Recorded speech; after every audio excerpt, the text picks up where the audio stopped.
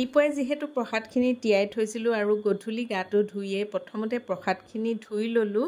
বেচিনটোতে এটা ফুটা থকা বাচন পাতি লওঁ, তেতিয়া ইয়াতে বাকলিখিনি ৰৈ যাব আৰু পানীখিনিও গুচি যাব। সকলোলৈকে জন্মাষ্টমীৰ বহুত শুভেচ্ছা তথা শুভকামনা। এতিয়া গধূলি 5:30 হৈ গ'ল। মই গাটো ধুই আহিলোঁ। ভাবিছোঁ এনেই মাহ প্ৰসাদৰ শৰাইখনটো দিমেই আৰু অকণমান পায়সৰ ভোগ বনাম বুলিও ভাবিছোঁ। এতিয়া ভোগকণ বনাই লওঁ, তাকে ভাবিছোঁ আপোনালোকৰ লগতো ঘৰুৱা ব্লগ এটা জন্মাষ্টমী বুলি শ্বেয়াৰ কৰোঁ। আৰু এইফালে আমাৰ ক'ত বহি আছে দিছেনে। পায়সৰ কাৰণে এয়া গাখীৰ তুলি দিছোঁ আৰু মই 2 লিটাৰ গাখীৰ লৈছোঁ। ইয়াতে দি দিছোঁ ইলাচি, তেজপাত, কাজু দি দিলোঁ। কাজুকেইটা আৰু অকণমান গৰম গাখীৰত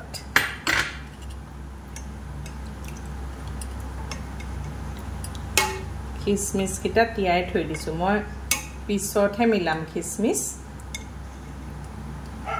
খিচমিচকেইটা অকণমান গৰম গাখীৰত তিয়াই থৈছোঁ। মানে কুহুমীয়া গাখীৰত, বেছি গৰমো নহয়, নহ'লে ফাটি যাব খিচমিচখিনি, গাখীৰ ফাটি যাব নহ'লে। অকণমান কুহুমীয়া গাখীৰত খিচমিচকেইটা তিয়াই থলোঁ। আৰু এইখিনি হৈছে, চাব দেই ঘিউখিনি, এয়া চাওক মই ঘৰত কৰা ঘিউ, কি ধুনীয়া। আমি মানে য'ৰ পৰা গাখীৰ লওঁ নহয়, গাখীৰখিনি বহুত ভাল গৰু গাখীৰ, আৰু তাৰ এয়া ঘিউ চাওকচোন মই ঘৰত কৰা। ইয়াৰে অলপমান এচামুচ ঘিউ দি দিছোঁ পায়সত।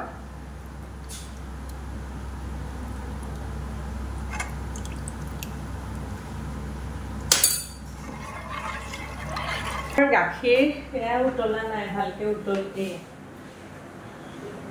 গাখীৰখিনি ভালকৈ উতলিলে তেতিয়া চাউল দিম। আৰু পাকঘৰটোত ইমানেই বেছি গৰম লাগে ন, বহুত দেৰি সোমাই থাকিব নোৱাৰি। মই আকৌ কি কৰোঁ, এতিয়া মাজে মাজে ওলাই আহোঁ। আৰু এই আমাৰ টেবুল ফেনখন যে, এইখন কি ষ্টেণ্ড ফেনখন, এইখন লৈ পেলাই কাম কৰিবলৈ ভাল ন নিয় হা বাবা। গৰম তাৰো বহুত বেছি, গৰমটো বহুত বেছি, তাৰ গৰম লাগে, যিহে গৰম পৰিছে এতিয়া। আৰু এইখন লৈ লৈ মই মাজে মাজে, মই যেতিয়া পাকঘৰত কাম কৰোঁ নহয়, সেইখিনিতে বহি পেলাই মাজে মাজে যাওঁ। আৰু কিবা লৰাব হ'লে লৰাই চাই থাকোঁ এইখিনিৰ পৰা, ফেনখন লৈ পেলাই কাম কৰোঁ ন ধুনুকৈ। পায়সখিনি হৈয়ে গৈছে। এতিয়া ইয়াতে মিলাই দিম অমুলৰ এইটো মিঠাই মেড। এই মিঠাই মেডটো ইয়াতে মিলাই দিলে নহয় পায়সৰ টেষ্টটো আৰু বঢ়িয়া হয় মানে। এতিয়া এইটো মিলাই দিওঁ ৰ'ব, ডাঠ হৈ আহিছে।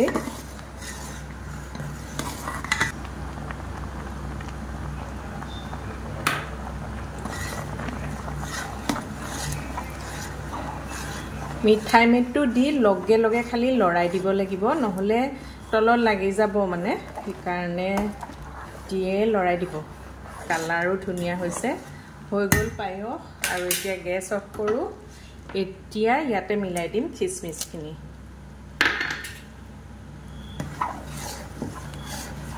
পায়স হৈ গ'ল।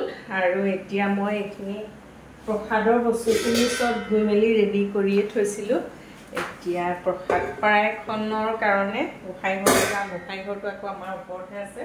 শৰাইখন সজাই লওঁ। মগুখিনি ধুলোঁ, মগুখিনি এতিয়া ওপৰলৈ যাওঁ। কলপাত কাটি থোৱা শ্ৰীকৃষ্ণৰ চৰণত শৰাইখন দি এটাই কাটৰ অনুৰোধ জনালোঁ, যাতে সকলোকে সুমতি দিয়ক। আমি যিহেতু সকলো মানুহে মানুহৰ বাবে ভাল চিন্তা কৰক। বৰ্তমান দেশখনত নাৰীৰ ওপৰত যি লজ্জাজনক ঘটনাবোৰ ঘটিবলৈ লৈছে, পুৰুষসকলে যাতে সকলো নাৰীকে নিজৰ মাতৃ, নিজৰ ভগ্নীৰ জ্ঞান কৰে। শৰাই ভাঙিলোঁ। এতিয়া আমি প্ৰসাদ খাওঁ। প্ৰসাদখিনি সানো মানে, আৰু অলপমান ডালিম দি দিওঁ। ডালিম দিলে আৰু নাৰিকল কাটি কাটি দিলে প্ৰসাদটো বহুত টেষ্টি হয় খাবলৈ।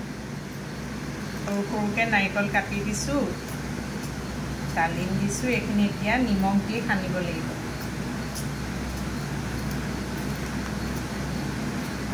আৰু এইটো পিংক চল্ট, নিমখ বোলে জানেনে মোক মায়েহে ক'লে নিমখ হেনো প্লাষ্টিকৰ টেমাত থ'ব নালাগে মই আকৌ আমাৰ যে মছলাৰ যিখিনি টেমা আনিছিলোঁ তাতে থৈছিলোঁ মায়ে ক'লে যে নিমখ সদায় চিচাত থ'ব লাগে সেইকাৰণে এইটো জামৰ বটলত নিমখ থৈছোঁ আৰু সেইটো পিংক চল্ট নিমখ অলপ দি ধুনীয়াকৈ প্ৰসাদটো সানি খাওঁ